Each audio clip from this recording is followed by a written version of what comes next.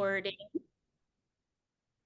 So if you are not interested in having your screen up, just do what you need to do. But I think it will just record the two of us since we're pinned. So, but I'd like to say that this is a format of an interview. And then we'll have hopefully a few minutes at the end of our hour to open up the questions to all of you. So again, thank you for being here. Okay, so now I'd like to introduce Jeffrey J. Cohen. He is Dean of the Humanities at Arizona State University and former co-president of the Association for the Study of Literature and the Environment, the largest professional organization in the environmental humanities. Cohen is widely published in the fields of medieval studies, monster theory, and the environmental humanities. His book Stone, An Ecology of the Inhuman, received the 2017 Renee Wellick Prize from the American Comparative Literature Association. And he is an avid scholarly collaborator. For instance, he co-wrote the book Earth with the planetary scientist Lindy Elkins Tanton, part of the Object Lessons series from Bloomsbury. With environmental humanities scholar Stephanie Foote, he co-edited the Cambridge Companion to Environmental Humanities, and he co-authored Noah's Archive with the scholar Julian Yates. Thanks so much for being here today with us, Jeffrey. I'm so happy to be here. Thank you. All right, so just to recap, everyone, we are going to have me asking a few questions to start off with, and then we will shift to an opportunity for all of you to ask questions as well. Okay, so I'm gonna kick things off. Jeffrey, can you tell us a little bit more about your path to becoming Dean of Humanities at ASU? Yeah, I'd be happy to do it. But first, I just want to say thank you, Jennifer, so much for inviting me and for all the good work you're doing at OSU. Really, it's a shining light, and we need more shining lights in these hard times. So it was not like I became a scholar in order to become a dean. It was more that a series, I almost said a series of unfortunate events. No, it's not. A series of fortunate events allowed me or enabled me to see that maybe administration could be something that I was good at. And honestly, it goes back to my former job at George Washington University, where I was for about 20 years, rose through the ranks from beginning assistant professor to full professor. At a certain point, I was appointed to the chair search committee, an internal committee, and I asked someone who I really respected, a creative writer named Faye Moskowitz, if she would consider being department chair because it just seemed to me that she'd be really good at it. And when she agreed to do it, she said, I'm agreeing to this because it's really important for me to do it. Otherwise, I lose my right to complain over the direction the department's going in. I lose my right to complain about anything because I didn't step into service. And she looked at me very meaningfully and she said, I mean it. I want you to remember it because I think you're going to be next. Faye was chair for 8 years and she was great. And when she was done, she looked at me and said, if they ask you, you're next. And they asked me, and I was really happy to be chair. It was such it was an honor, but it was also my chance to get to know my colleagues really well. I read every book that everybody published. I got to know them in a way that I should always, honestly, I should always have had that chance to get to know them, but it just was now in a position where I got to brag about their work and I got to brag about our students. I also learned that because I loved our faculty, staff, and community so much, it was easy for me to ask would-be donors to support them. So it really ramped up our philanthropy and got us to a point where we suddenly had funding that would help us to realize our ambitions. From there, I went on to, when I was done being chair, I went on to found Medieval and Early Modern Studies Institute that flourished for a while. Meanwhile, one of my best friends, Lindy Elkins Tanton, when I was finishing a book called Earth with her, had moved to ASU to become director of the School of Earth and Space Exploration. I finished the book by moving on over, becoming visiting faculty for a short while in the school that she ran. And I will say, got to know ASU on the ground in a zero stakes environment, learned a lot about the ambitions of the place, really liked the faculty, staff, students here. And when the invitation came to apply to be Dean of Humanities, with the support of my family who were all ready for an adventure, just thought, you know what, I should try it. And I'm really happy that I did. It worked out wonderfully. I can't believe I'm in year 8 right now of being dean here. It's gone by so quickly because it's been a place that the it's just been a good community to work for and work with and to advocate for. So long story short, it really was not intentional. I teach a careers class for English majors right now, and I always say, like, your life is about making your own luck for a future version of yourself. You don't always realize that you're doing it. So you try things that actually open up roads and possibilities that the longer you tread them, the more you realize, oh, I'm actually pretty good at this. So, yeah. Thank you. So my next question is, it's not necessarily common to have a dean of humanities specifically within a larger college, which in your case is the College of Liberal Arts and Sciences. Can you share how this structure benefits the humanities on your campus? Sure. Yeah, I will say one of the reasons why I was attracted to the ASU position is I was not really interested. Was old enough where I wasn't really interested in a track that would make me an assistant dean, where I'm just like charged with doing some business, but without any autonomy and without any ability to actually do some things. ASU is really big. It's one of the largest colleges in the United States. Our College of Liberal Arts and Sciences is 38,000 students. And for that reason, just to administer it, we have an executive dean and 3 divisional deans. Then they're full deans. So Dean of Humanities, Dean of Social Sciences, and Dean of Natural Sciences. The 4 of us together are deeply collaborative in our leadership of the college. And I'm a direct report both to the executive dean of the college and to the provost, with the president's eye always on me too, because luckily, most of the time, luckily, he really loves humanities and wants it to flourish. So I came in with a mandate to do things and with some autonomy to get them done, and I've always appreciated that. I also really love that, our 38,000 students in the college, all they're getting a liberal arts education. So even if they're not one of my majors, they're passing through some of the classes that I oversee. We work really hard on student persistence and student retention. A lot of our students are first generation. We're a Hispanic serving institution. And we actually serve a student population that is pretty much the United States as it is at this moment. So people of every economic background, people of every kinds of life experience. And I love that about it too. So, but it takes it takes a dedicated team to ensure the success of a student body that is so incredibly diverse.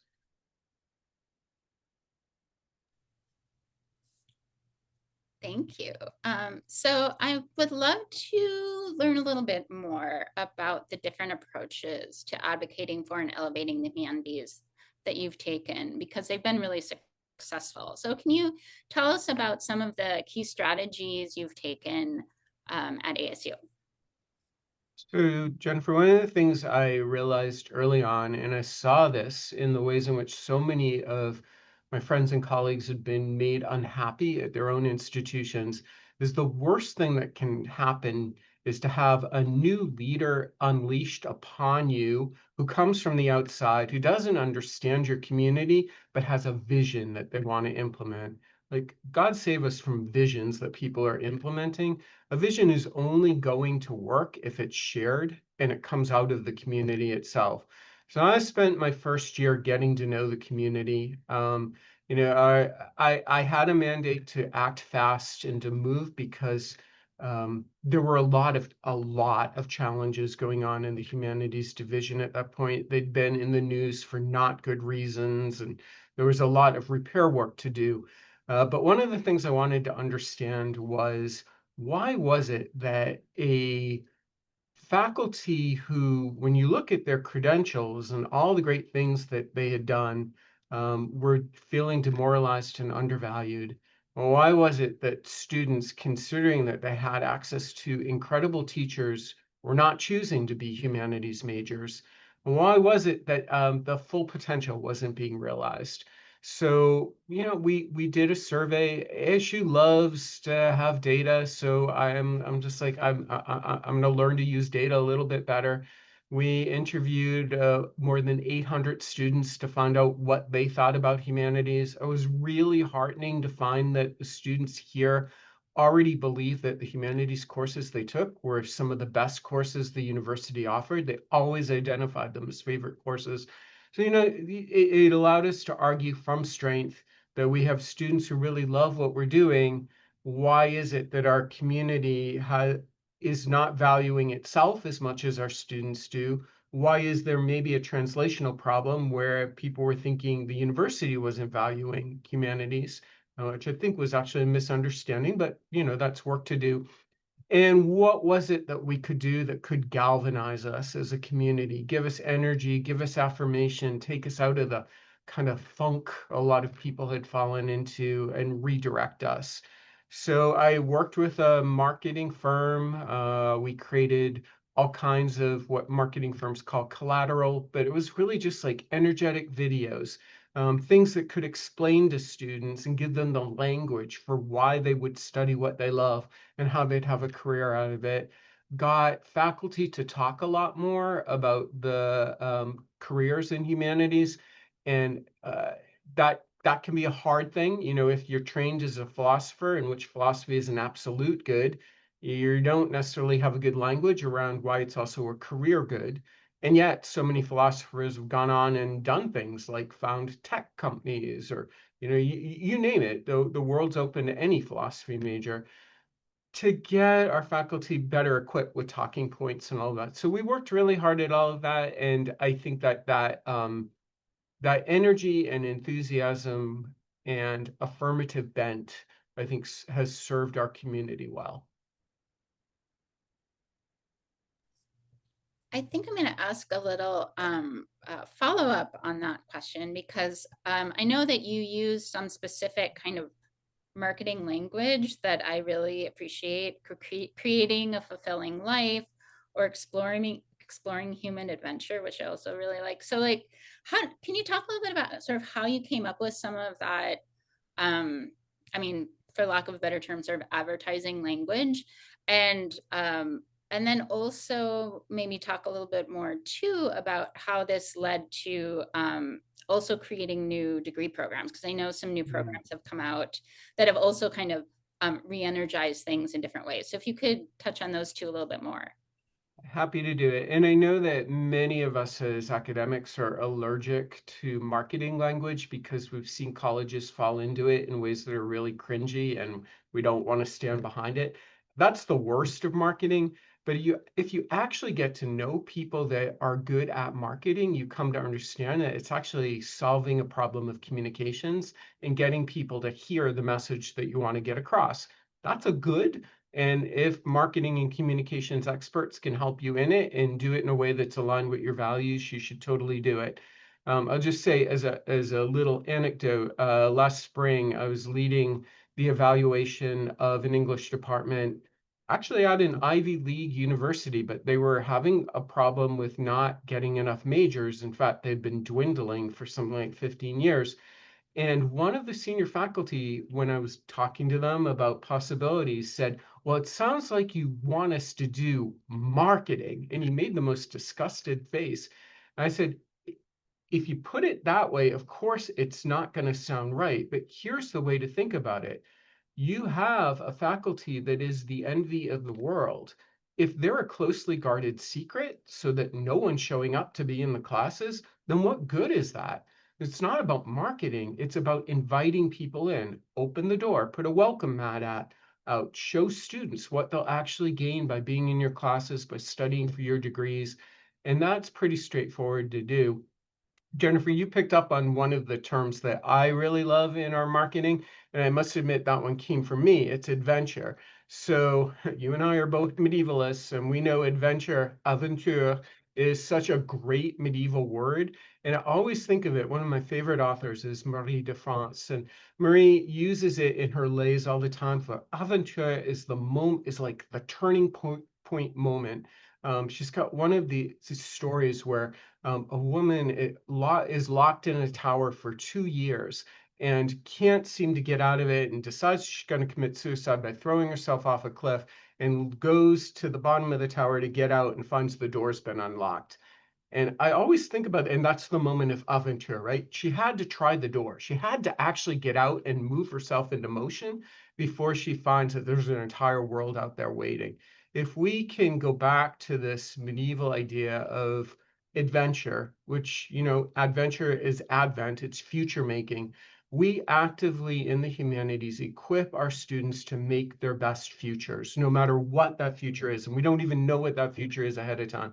If you lean into that, that's affirmative, that's exciting. Who wouldn't want to be in a world where all those things become possible? So it was one of the reasons why that was a key term. But then we also came to realize just from our survey that students could not connect humanities study, even if they loved it, to any career outcomes. The best they could come up with was teacher, social worker, and human resources, only because the word human is in it, and that's where it stopped. Now, all of us who've been teaching for a long time and followed our students know that our students actually do everything. There literally is nothing you can't do with a humanities major. Why is it that we weren't good at telling that story? Why couldn't we get more out there? So we used a lot of career success, empowerment words, learning words, things that were really affirmative. Can I get my light back on? All right. And yeah, so on the one, and then it became my job too to convince our students that it wasn't just marketing speak that we were using, but it truly was that what we were doing was welcoming our students into our community, and that was really our job. And then can you say a little bit more about some of the new programs that you developed as well? Yeah. The other block that I guess I should have realized but didn't until we did the survey is that, of course, like 17 to 22-year-olds have no idea what traditional humanities designations mean.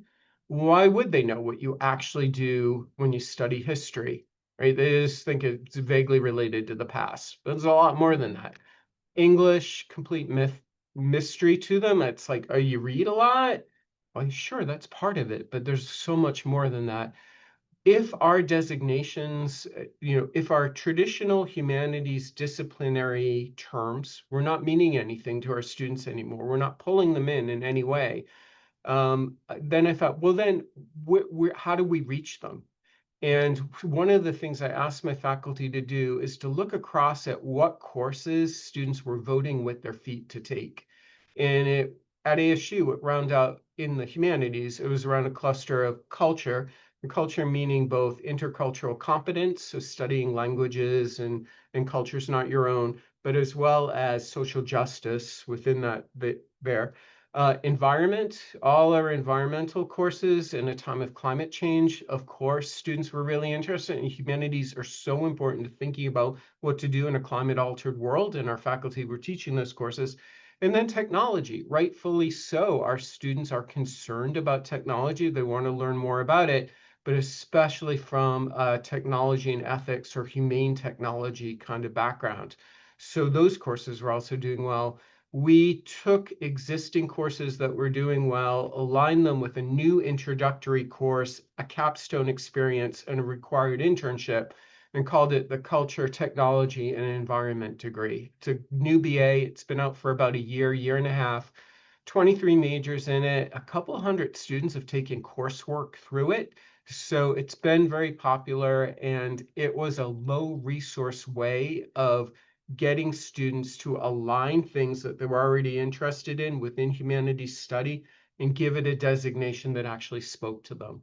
So we have a few others that are coming along that are in production right now. One on global citizenship, one on narrative studies that already launched, one on health humanities. Again, these are all courses that we're teaching and students understand what they mean. We just had to make them more recognizable to undergraduates. I love that. Thank you. And are those like full-blown majors? Or are they minors or They are full-blown combination? majors. They're So full-blown culture, majors. technology, and environment is a BA degree at ASU. Some of the new ones are concentrations. So narrative studies is a concentration within the English major. It doesn't seem to matter either way. They both appeal to students. Yeah, great. Well, thank you. Okay. My next question has to do with resources. So could you tell us a little bit more about what kind of resources you needed or that you needed to be able to provide to the humanities units to make some of these impacts? And I guess that also is kind of related to what kind of investment ASU put into your own efforts to the degree that you like feel like you can kind of explain and share this. But for instance, I know you've had the ability to do some cluster hires and other kinds of opportunities like that. So maybe you could just tell us a little bit more about what the resources were and then kind of how they went towards these different initiatives that you put forth. Sure. I mean, part of it was that I knew I was coming in with a mandate, and I did negotiate for an investment in order to fulfill that mandate from the start, and did come in with some money to do the kinds of study that I needed to get going, and some incentive money to make sure that people's hard work was rewarded, and that really helped me to spur things along. But having said that, ASU, I always think of it as a place where our ambitions always exceed our resources.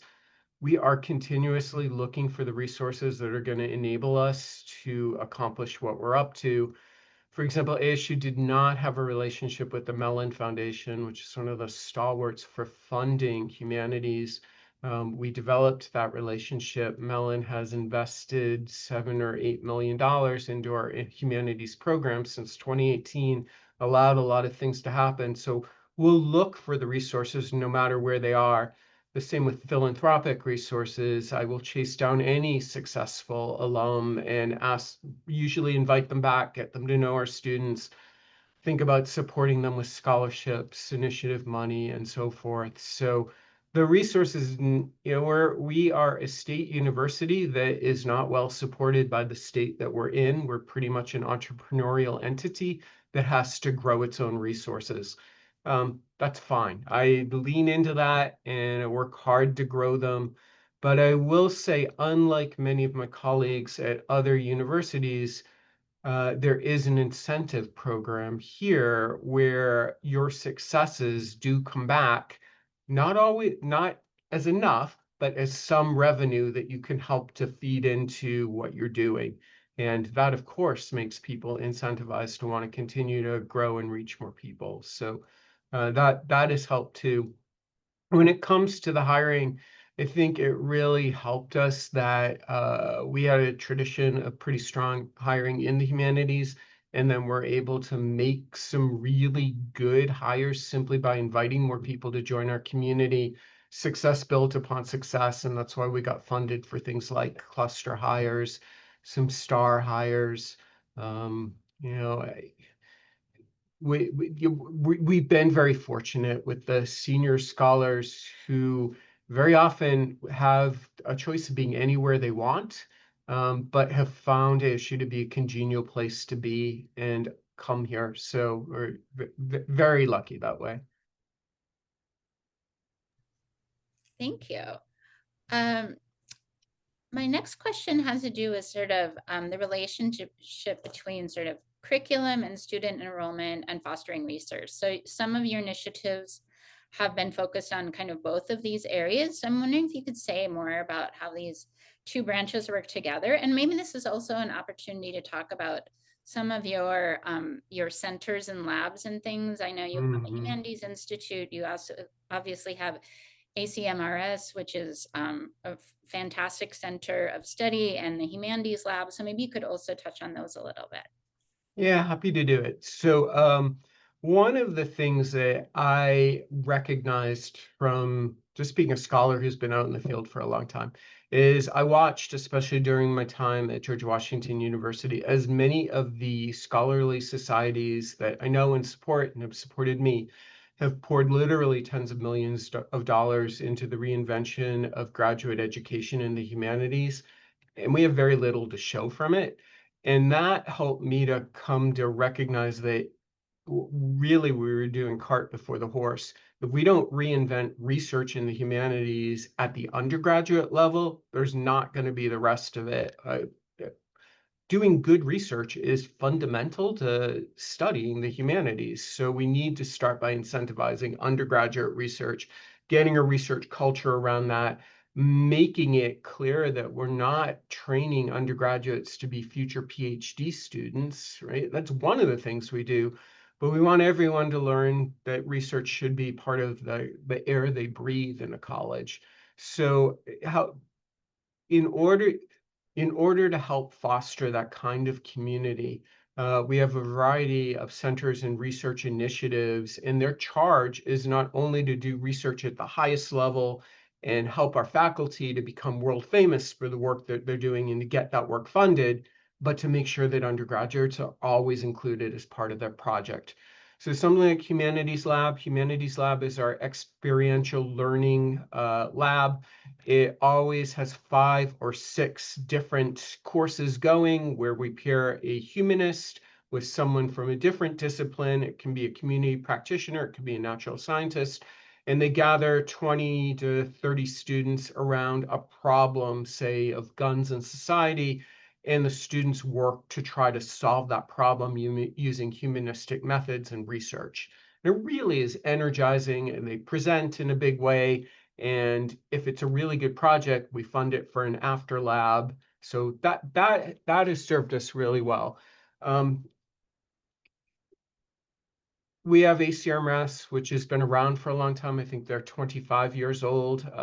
They've reinvented themselves from a kind of stodgy medieval and Renaissance studies cluster that was kind of inward looking to a national public humanities accelerator with an open access press and getting the knowledge out to everyone. And again, they always include undergraduates in anything they're doing. We have an Asia Center that helps all of our students who are interested in anything having to do with Asia, a public history center that really seeds public history projects and gets our students out doing internships.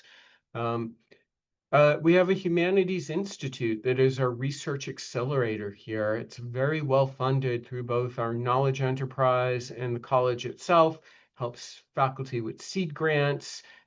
It gets all kinds of community research initiatives going. So we're lucky to have that array. I think we have 12 different centers and initiatives and 3 very large interdisciplinary humanities schools that report up to me. And I really work hard to support the leaders of each of those and to allow them to do the really cool work that they want to undertake and do it with my full support. Also, whenever a faculty member has a really great new idea, I try my best to find the resources for it. You know, we have a speculative fiction writer here, Matt Bell, who was teaching a course called World Building, and he talked about it with such passion. I visited his class. Right? This is a big thing. This brings together all the humanities to invent worlds because you have to understand everything the humanities does in order to invent a new world. So it became a world building initiative where Matt has, through Zoom, brought it to hundreds of people who want to participate in thinking through what it means to create these worlds. It's great, and it takes talent spotting and seeing what can work and then scraping to find the resources to get it going. It also takes a lot of trust. And I do really trust my faculty, my students, my leaders here. When they come up with a good idea, I don't care if it fails or not. We have to try a lot of things that fail. But we got to keep trying and we got to have to keep the energy high. I love that, focusing on the idea of trust. And uh, I think many of us would agree that increasing the involvement of the humanities in undergrad research is a really promising path to just fostering kind of humanities culture in general on campuses. Um, I was wondering if you could say a little bit more about sort of how that undergrad research support kind of aligns with sort of maybe more traditional sort of faculty support. Like it sounds like faculty who have ideas about how to bring undergrads into their research have a lot of opportunities, but do you also kind of simultaneously think about how to support more traditional faculty research, or are you kind of encouraging your faculty to move into less traditional paths for their research? Like, how does this all kind of align with, you know, a traditional tenure track person trying to get tenure and all of those kinds of things? Yeah, it's a great question. And I think you have to I think for it to work, it has to be a total system. So I will say, when it comes to research, ASU has a charter, and it's a charter that's based on inclusion. It really is like we are judged not by whom we exclude, but by whom we include and how they succeed. But it also states that we are a public institution that creates research for social good. Right? Our research has to make for a better world. That's a precondition of what we're doing because we're funded by public money and we have to do things of public value. And that really helps us to focus on what we can incentivize and celebrate. But if we're a kind of bigger picture of this, I learned so much about this from my honestly good friend and good collaborator, Ayanna Thompson, who's the executive director of ASAMRS. The cluster hire that you referred to was her brilliant idea. And the cluster hire worked by bringing in an associate professor who she would mentor toward full professorship, a couple of assistant professors, and a couple of postdocs. And then they would come in, mentor, so there'd be laddered mentoring, but then they would help with our graduate students and then our undergraduates so that mentoring gets implanted at every level so that everyone moving up can succeed. And that seemed to me exactly right. And it's worked really well. Right? Everyone's got to be included in an initiative like a cluster hire. The cluster hire can't just be three people on vaguely related projects writing books that don't even talk to each other. It has to be a community of support that builds an infrastructure that's going to serve us for a long time. And undergraduates are part of it. And you know, we have, again, we're very lucky. We have donor money that has enabled undergraduates to have research projects that faculty mentors oversee. The faculty mentor gains a lot of work on their own projects, often by involving undergraduates in them, so that it's kind of a virtuous circle of everything working out, but it is an inclusive circle where everyone has a role to play in it. Thank you. My next question is about the role of data. You mentioned this a little bit earlier, the role of data in your work. Because, you know, humanists were not always so keen on using data to demonstrate value and success, and frankly, aren't really trained to collect it or use it. So do you have any tips on how we can kind of overcome some of these hurdles as people in the humanities? I'm not going to claim that I'm really good at data. I still fumble with Excel spreadsheets, etc. And I'm careful, but I do work really hard to understand what data reveals. And part of it was um, so fortunately, ASU is a place that shares its data. It doesn't keep it hoarded, unlike some universities that won't even tell you what enrollments are across different divisions and classes. It's hard to find that out. Really easy to find it out here. And I use that to see, you know, what classes are doing well, what classes could welcome more students. Do we need to change names of classes in order to better get at what they're about and what they offer students? We fine tune everything that way. But I think the most important role of data for me is making sure that all of our students are succeeding at the same rate across every demographic group we serve. So one of the most important groups to me are the students that we call them the early start students. They get invited to campus 2 weeks early to get an intensive on-campus experience as first-year students that kind of sets them up to succeed. They've been identified because of the data we already have on them as being within a group that traditionally would have a hard time making it through their first year. That we kind of, from past experience, expect that because of, family reasons, demographic reasons, economic reasons, you name it, first year is just going to be a challenge. That group gets extra attention. They get invited to things. They get a head start, really, because we're able to bring them here early. When I look at the data for who is in that group, it's really like the group that we really want to serve in the humanities. And then I learned from that that in general, our first year humanities majors, interestingly enough, at issue, are not the some of them are, but many of them are not the high school superstars. They're not the ones that everybody throughout their life was saying, oh my God, you're so great. You're going to be a doctor and you're going to cure cancer. A lot of them came from places where they had a couple of struggles in life, but they found in the humanities a refuge and a possibility that they want to hold on to and that they bring it to college. And knowing that they need a little extra support has really helped us to ensure that they succeed. I put this in more data analytic terms. So many state universities have a first year, it's called persistence, how many students make it through the first year, of between 50 and 60%. We're up to, in the college, persistence rate of around 80, between 86 and 88%. That's pretty extraordinary. It's not enough. We're aiming for 90%. We know that if you make it through year one, you're likely to make it through the 4 years or sometimes the 5 years it's going to take you to complete. So we put a lot of emphasis on there.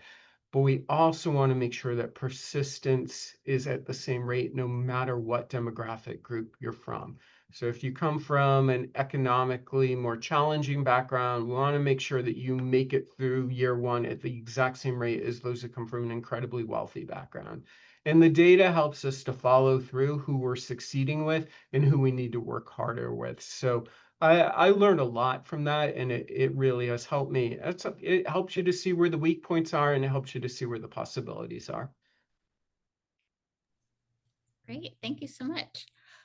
Okay, so my last question before we open it up for questions from our audience is a big one. So what do you think some of the biggest takeaways are for faculty at other institutions? So we've heard quite a bit about what has been possible for you at ASU and some of the different approaches that you've taken.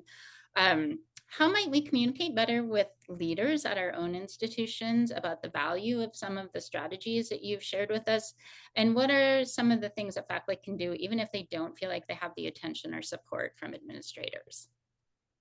Yeah, that's a great question. And I have to say, you asked as the first question how I became an administrator, and it was partly because I got so frustrated at the administrators at my former institution, where it felt like humanities always got short shrift, even though we had great writers, we had great researchers.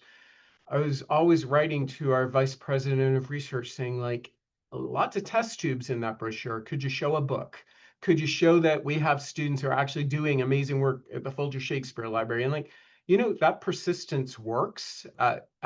You can you will never complain your way to change, right? I truly believe this. You cannot complain your way to change. You might get a little tinker, but not change.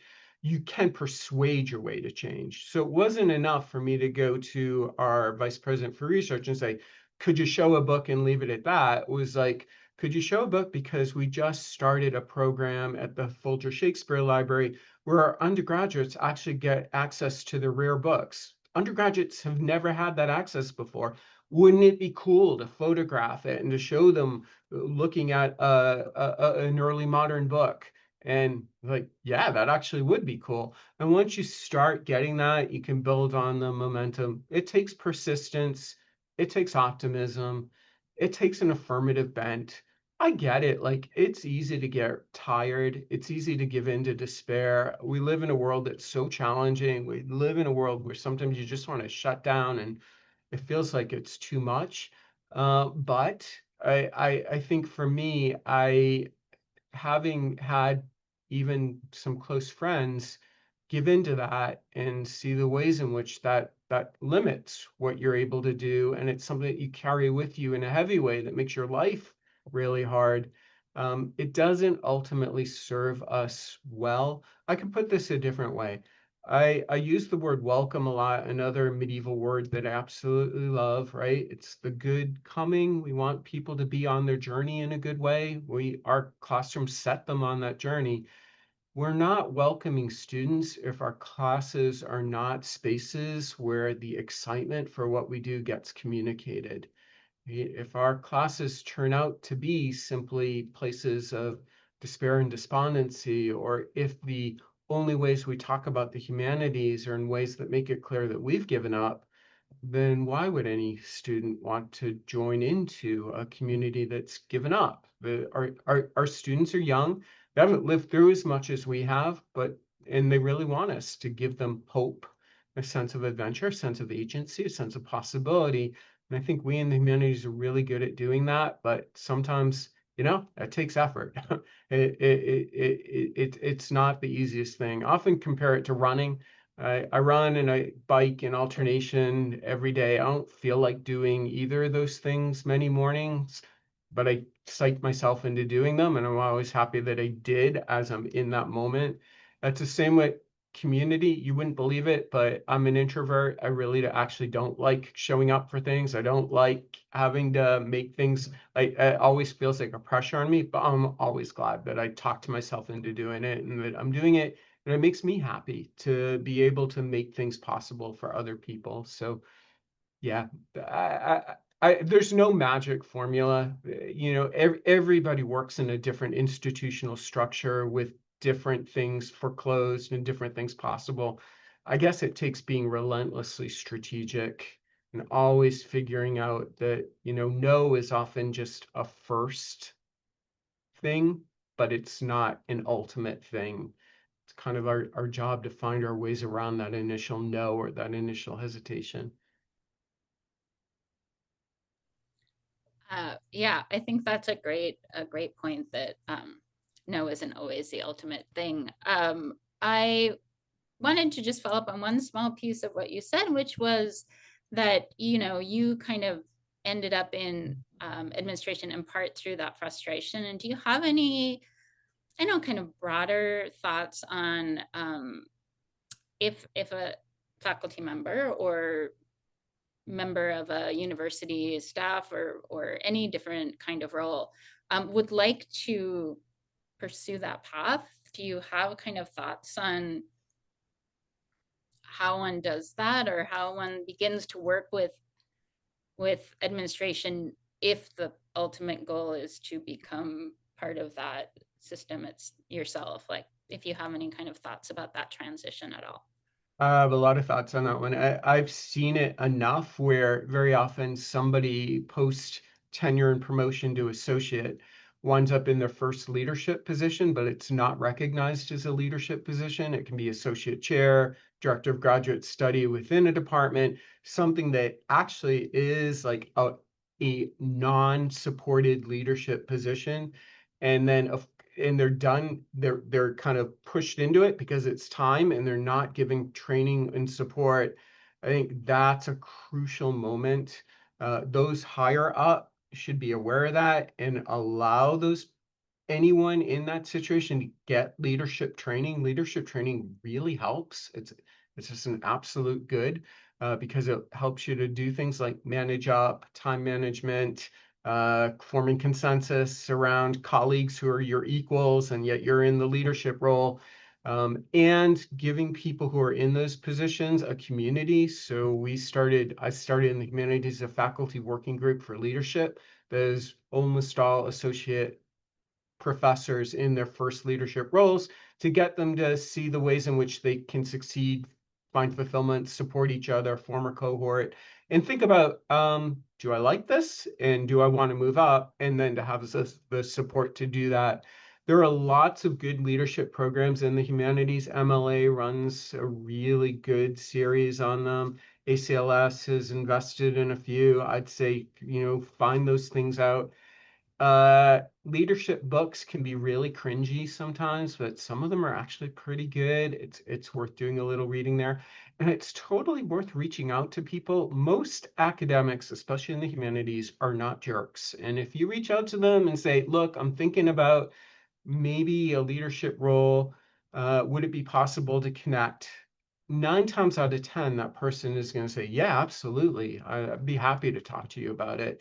And I think that really helps. It kind of like grows your own network and reminds you you are not alone in it. And there are plenty of people out there that are willing to help because it makes for better institutions. It makes for better humanities. It helps us to feel like we can support each other in a time when there's enough challenge going on.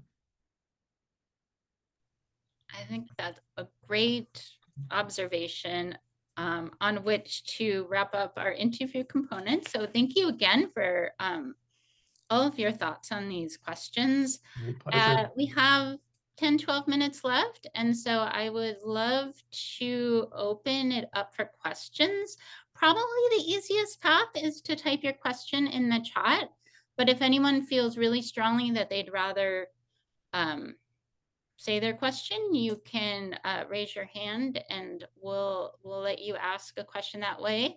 But I think we could kick in with the questions that we've got so far in the chat. And I think the first one here is a question about some of those leadership books. And then we had someone who mentioned Multipliers and by Liz Wiseman and Impact Players by the same author. But do you have any particular leadership books that you might recommend?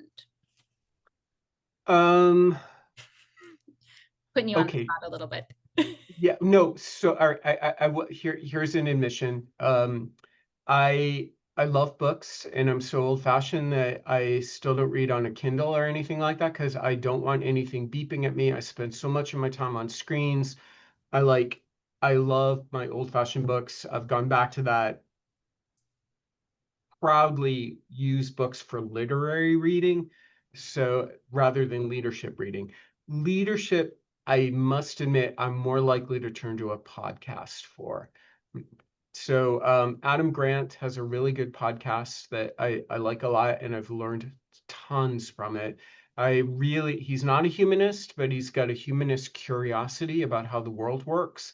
And I just learned a lot from his kind of framing of inquiry. And he's data driven too. So, and for me, um, ASU is the first job in my life that I've had to drive a car to get to.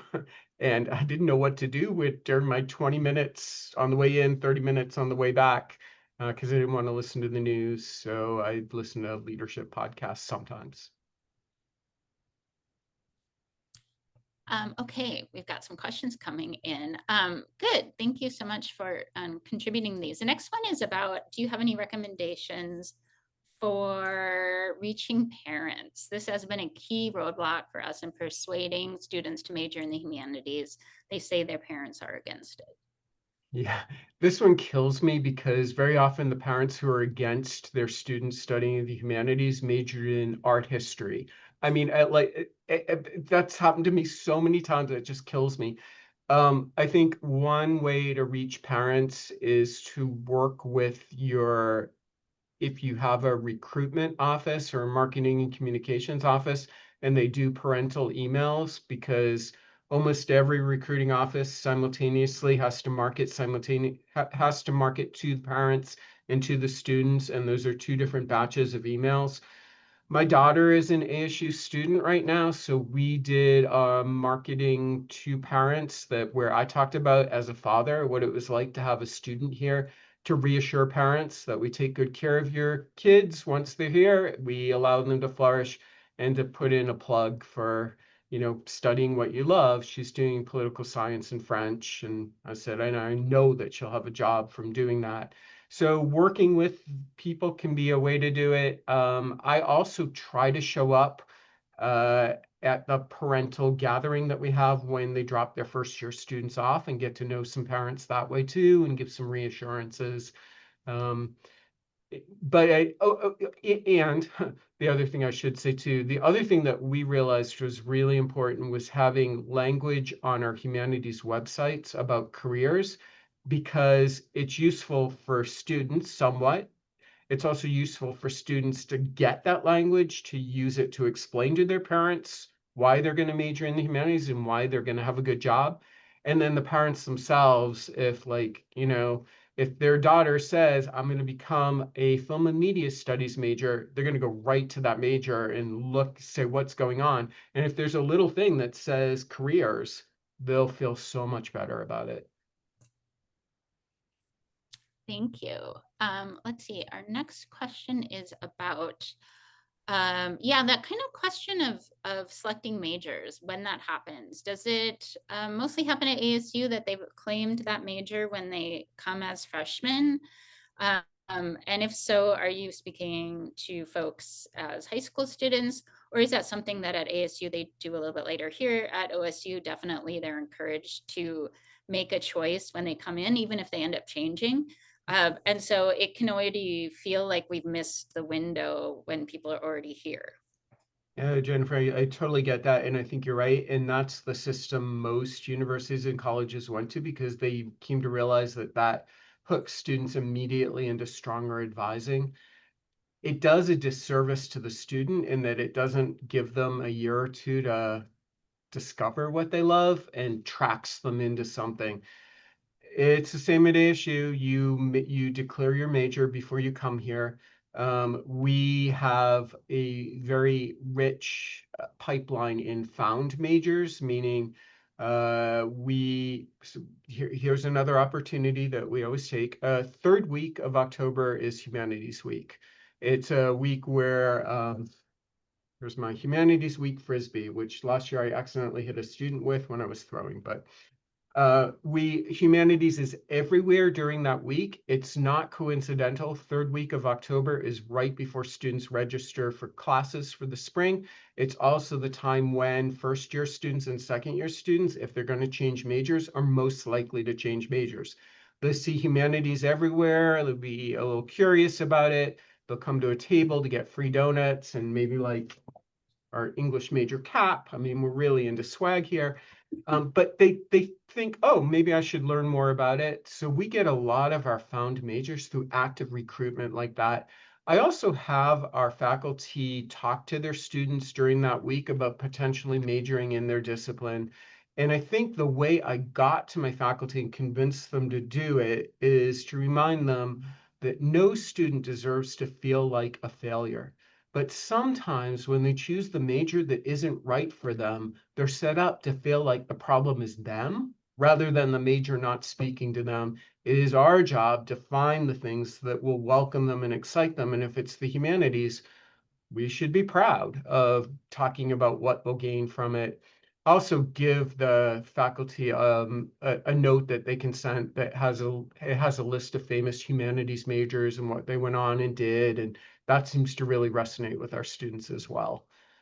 So we work hard to find them. We get a lot of transfer students as well. That's been a really important pipeline to into the humanities. And then we do some high school outreach. We have a big language fair, for example, that attracts about 1,000 students studying languages in Arizona to campus. And our faculty who teach the languages are present at that to welcome them into language study for once they come to ASU. Great, thank you. I'm just going to ask these in order, which probably means we're only going to get to one or two more.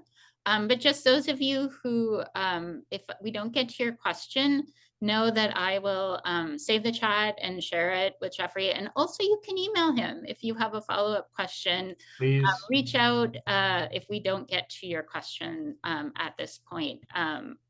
Let's see. Okay, so the next one has to do with strategies for small colleges. So we've been mostly talking about big state institutions, but it can be harder to find information on success stories like like these in the humanities for smaller institutions with fewer financial resources.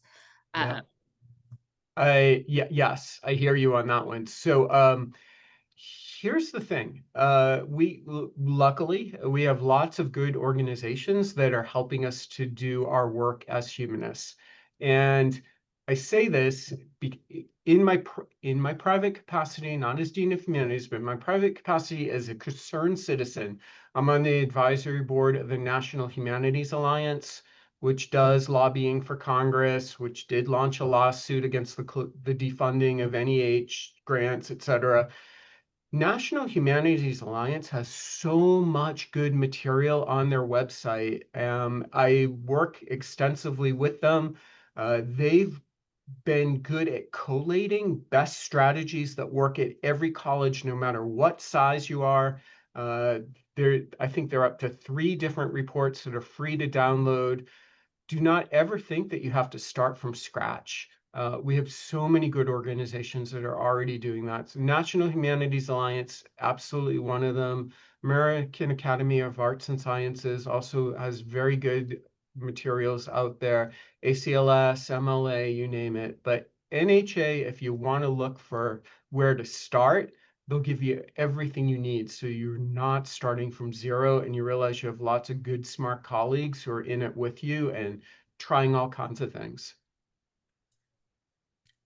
okay, we're going to squeeze one more in here. I'm an EH scholar, an ASU alum, and teach at a STEM-focused research institution that's currently restructuring arts and humanities and somehow thinks that one of the few opportunities for the arts is to capitalize on AI. What have you found to be some persuasive tactics in trying to convince STEMI senior administration about sexy themes in the humanities that aren't AI? Uh, yeah, that's a loaded question. I do think many universities and colleges lean too heavily into AI without actually knowing what AI is and does and what the detrimental effects of it are. But I will also say many of my humanist colleagues leaned into being against AI without actually knowing what it is and does and what its positive effects are. I happen to have a daughter who has ADHD, and she uses AI as a supplemental learning resource in order to make her academic work easier to comprehend, understand, and regularize. I think she's pretty typical of a 20 to 21-year-old who've found in AI not some way to cheat, right? She never would use it for that, but as a way to supplement her learning. And I've watched what our students do with it too. I think it's wrong to adopt the mode of our students are so dishonest, they'll use AI to cheat at everything. They don't want to do the work. They are so lazy. Step out of the classroom at that point. I mean, if we're going to be so negative about our students, it's going to be really hard to talk about what the humanities will offer. AI is an essential job skill, being able to use it and use it humanely and use it in ways that are right. Our college here has an assistant dean of AI and digital innovation. He's Kyle Jensen. He is our former director of our writing program.